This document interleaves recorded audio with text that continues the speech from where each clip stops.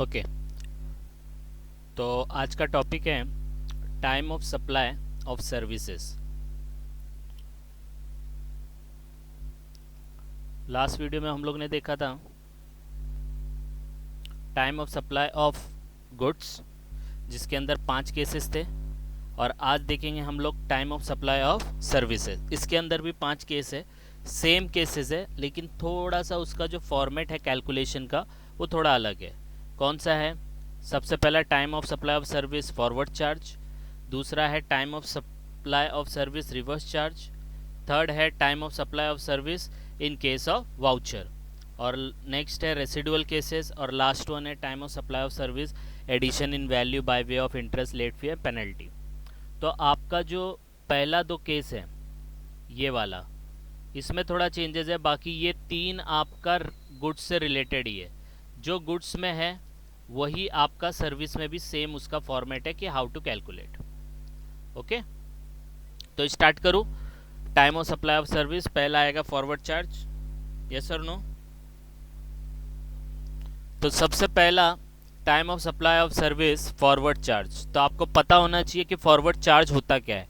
मैंने last video में भी आपको एक्सप्लेन किया था कि फॉरवर्ड चार्ज का मतलब क्या होता है, कि जो माल बेचता है या जो सर्विस सप्लाई करता है वही जीएसटी गवर्नमेंट को भरता है। That is the forward charge. जो माल बेचता है, जो सर्विस प्रोवाइड करता है, वही जीएसटी गवर्नमेंट को भरता है। वो अलग बात है कि वो सामने वाले कस्टमर से पैसा लेके गवर्नमेंट को भरता है, लेकिन भरता कौन है? Supplier of goods and supplier of services. That is called forward charge. तो फॉरवर्ड चार्ज में टाइम ऑफ सप्लाई क्या होता है वो हम लोग देखते हैं। तो इसमें याद रखना है, पूरा का पूरा खेल जो है वो डिपेंड करता है आपके इनवॉइस पे। आपका इनवॉइस, आपने इनवॉइस कब इश्यू किया। तो इनवॉइस इश्यू करने का कुछ टाइम होता है।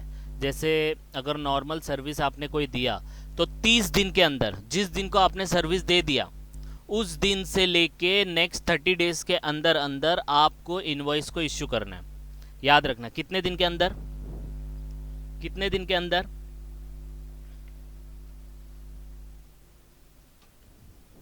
30 डेज के अंदर।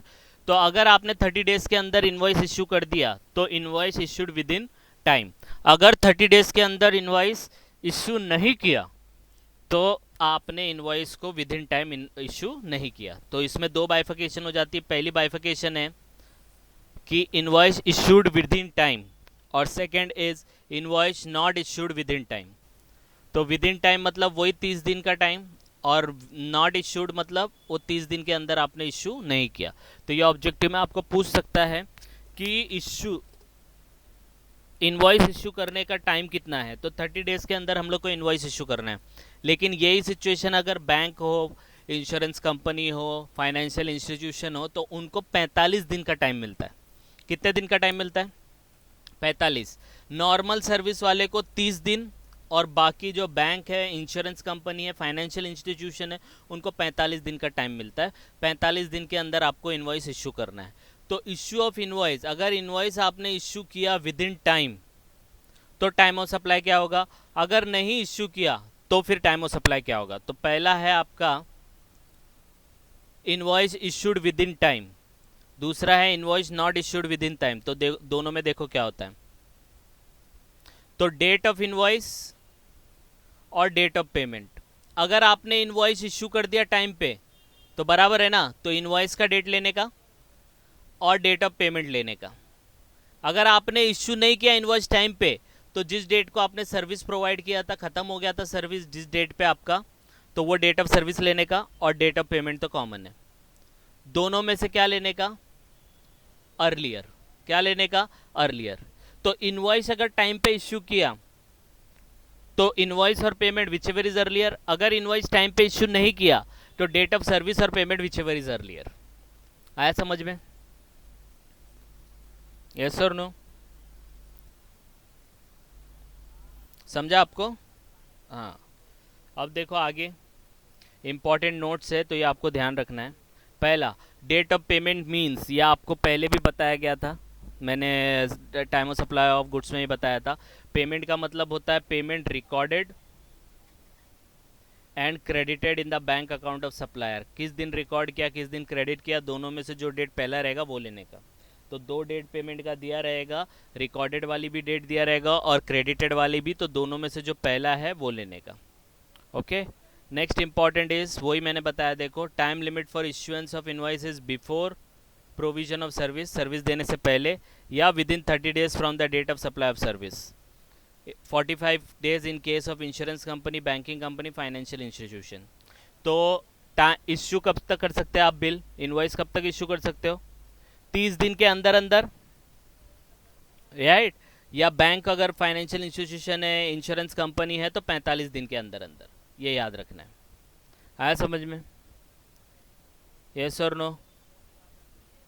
नेक्स्ट देखो, इन case of continuous supply of service, example postpaid mobile होता है जो बिल आता रहता है ना। अब वो क्या है, कंटिन्यूस सर्विस है, उसमें एक भी दिन बंद नहीं होता। अभी प्रीपेड में क्या होता है, टाइम है 84 डेज, उसके बाद क्या होता है, अपने को रिचार्ज करना पड़ता है, नहीं करेंगे तो सर्विस स्टॉप हो जाती है। लेकिन पोस्टपेड बिल में क्या होता है, आप बिल नहीं भी भरते तो पेनल्टी लगा के वो आपको सर्विस मिलती ही जाती है। तो अगर कंटिन्यूस सप्लाई ऑफ सर्विस है तो इनवॉइस कब तक इशू कर सकते हैं, तो उसके केसेस हैं, ऑन और before the due date of payment. अगर ड्यू डेट पता है पेमेंट का तो वो डेट से पहला या उस डेट पे भी अगर आपने इनवॉइस इशू किया तो भी चल जाएगा। तो on before due date of payment.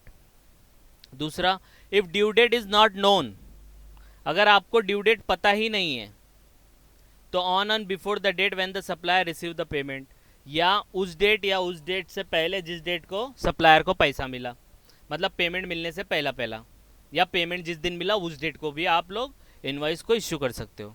या third, on before the date of completion of event if the payment is link to a such event.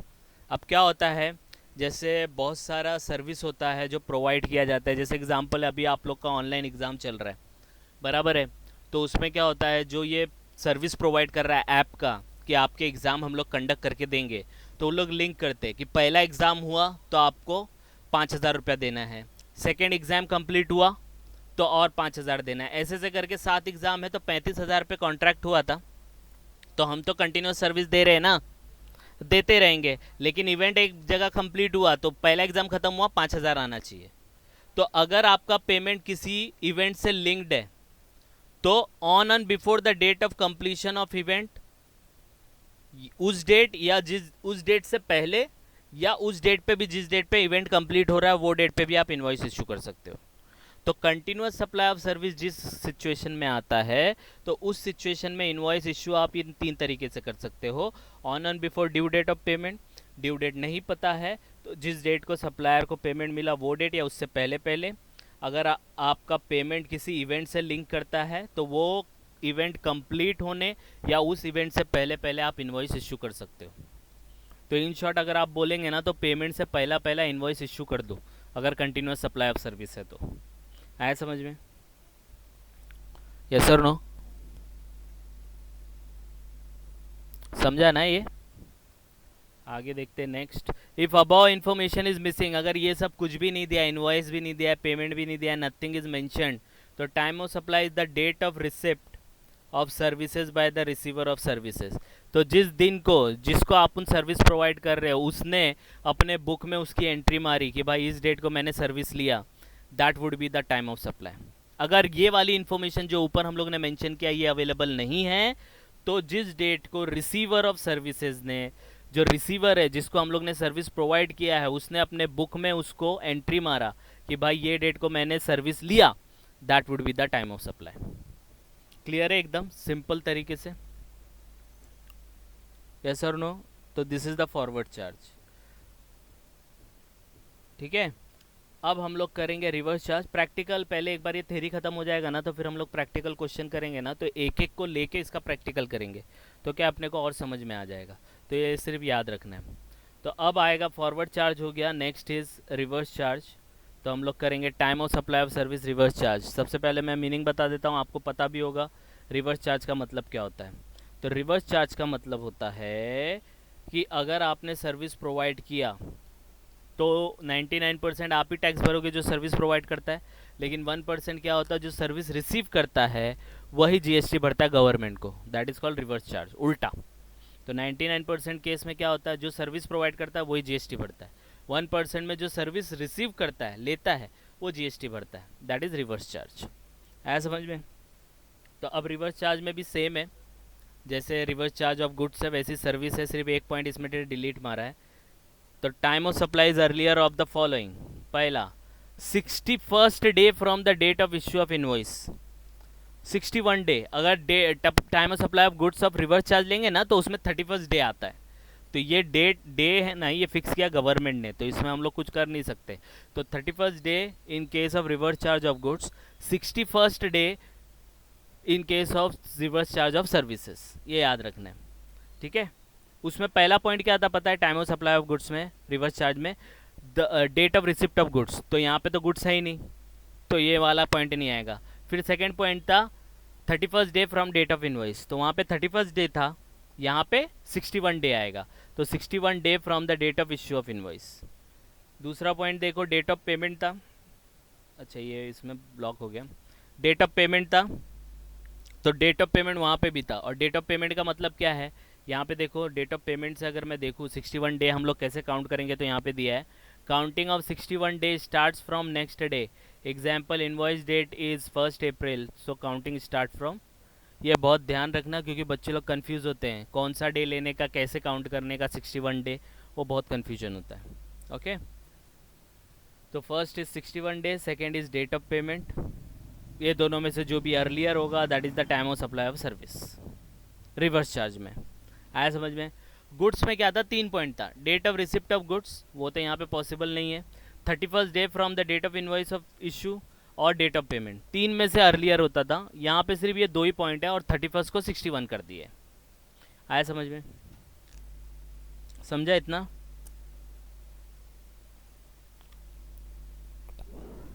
Okay, अब इसमें इंपॉर्टेंट पॉइंट है, देख लेते हैं। डेट ऑफ पेमेंट ये तो आपको पता है, रिकॉर्डेड और डेबिटेड। यहाँ पे देखो रिकॉर्डेड बोला है और डेबिटेड बोला है, लेकिन पहले वाले में क्रेडिटेड बोला था, वो सप्लायर के बुक में, तो सप्लायर के बुक में क्रेडिटेड है, लेकिन हम लोग रिवर्स चार्ज देख रहे हैं तो रिसीवर पॉइंट ऑफ व्यू देखेंगे ना, तो यहाँ पे रिसीवर जिसको सर्विस मिला है तो वो पेमेंट करेगा, तो उसके बुक में देख रहे हैं तो डेबिटेड देखने का।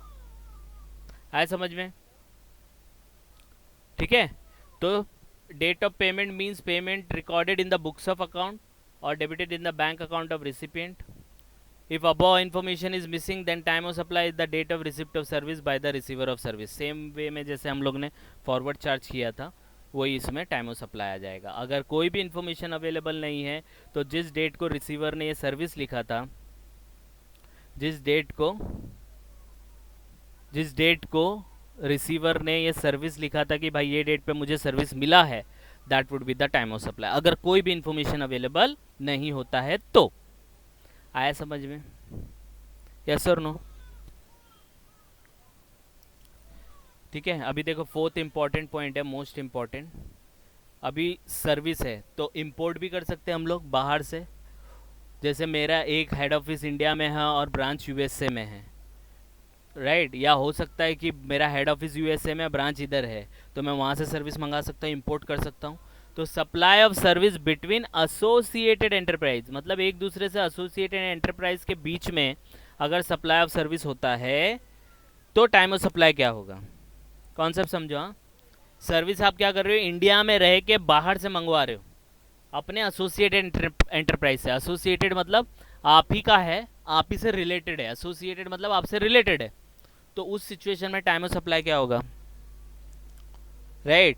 तो उस सिचुएशन में क्या होगा कि earlier of the following date of payment, किस डेट को आपने पेमेंट किया बाहर गांव। दूसरा, date of entry of service in the books of account of the enterprise located in India, और किस डेट पे इंडिया में जो एंटरप्राइज है उसने अपने बुक में एंट्री मारा। दोनों कौन करने वाला है, डेट ऑफ पेमेंट भी कौन करने वाला है, डेट ऑफ एंट्री कौन करने वाला है, इंडिया वाला। समझ में आया? तो डेट ऑफ पेमेंट या डेट ऑफ एंट्री, दोनों में से जो भी पहला डेट होगा that would be the place of supply, sorry time of supply. क्योंकि आपने बाहर गांव से सर्विस मंगाया है, अब बाहर गांव वाले को तो हम लोग कुछ कर नहीं सकते, लेकिन इंडिया वाले को तो कर सकते हैं ना। तो इंडिया वाले ने जब पेमेंट किया आउटसाइड इंडिया, या इंडिया वाले ने जो बाहर से सर्विस मंगाया था वो किस डेट पे इंडिया में एंट्री किया, बुक में एंट्री किया कि भाई ये डेट पे मुझे सर्विस मिला है अपने एसोसिएटेड एंटरप्राइज से, दोनों में से जो पहला डेट रहेगा that would be your time of supply in case of associated enterprise. आया समझ में? समझा कि नहीं समझा? अभी लगेगा आपको थ्योरेटिकल जा रहे हैं, लेकिन ये आप थोड़ा सा दिमाग में रखोगे ना तो प्रैक्टिकल इजी पड़ जाएगा। ठीक है, तो आगे बढ़ते हैं। अब देखो 2 हो गया, अब जो बाकी के 3 है वो सिंपल है, जैसे गुड्स का है वैसे ही। Supply of service in case of voucher, voucher है, वाउचर पता है ना, वाउचर दिखा के आप गुड्स ले सकते थे, तो वाउचर दिखा के आप सर्विस भी ले सकते हो।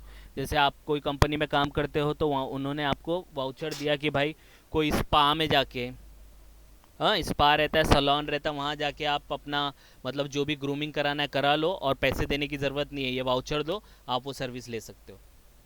तो 2 टाइप का वाउचर होता है, एक वाउचर से पता चलता है कि कौन सी सर्विस लेनी है, स्पेसिफिक पता है, और एक वाउचर से पता नहीं होता कौन सा सर्विस लेना है आपको। तो जिसमें पता होता है, time of supply is date of issue of voucher when we know the time of issue with service, specific service we will purchase by using that voucher. जब अपने को पता है ये वाउचर से मैं सिर्फ सैलून में जा सकता हूँ, ये वाउचर से सिर्फ मैं रिपेयर करा सकता हूँ, तो समझ जाना date of issue of voucher would be the time of supply.